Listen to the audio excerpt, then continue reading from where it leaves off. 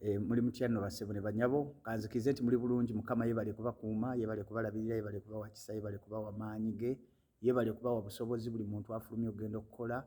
Tukwagaliza omukisa gwa Katonda, tukwagaliza obulungi bwa Mukama, tukwagaliza ekisa kya Katonda. Mukama ayongere okuwa omukisa akugabirira akole bulungi mu linnya lya Mukama waffe Yesu. Mukwano gwo bya Mukama John. Bassebo ne bannyabo, njagala kubategeeza nti okutandika ne wiiki ejja tugenda kubanga tusoma ebitabo bwino ku bwino, lunyiriri ku lunyiriri mu linnya lya Mukama waffe Yesu. N'olwekyo tukusaba kwafuna peeni, ofuna ekitabo ky'ogenda kubanga owandiika.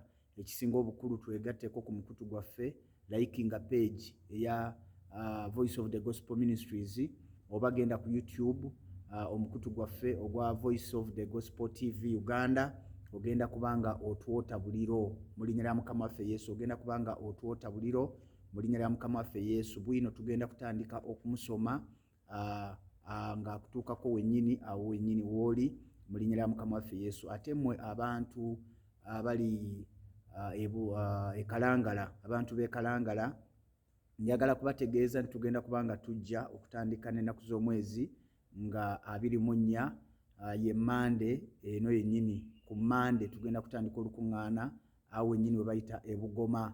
Awo wennyini Ebugoma tugenda kubanga tutandika olukuŋŋaana lwaffe mu linnya lya Mukama waffe Yesu. Weeteeketeeke, oteeketeeke omutima gwo, Katonda agenda kubanga ayogera naawe, ebyamagero bingi bigenda kubanga bikolebwa awo Ebugoma wennyini mu linnya lya Mukama waffe Yesu.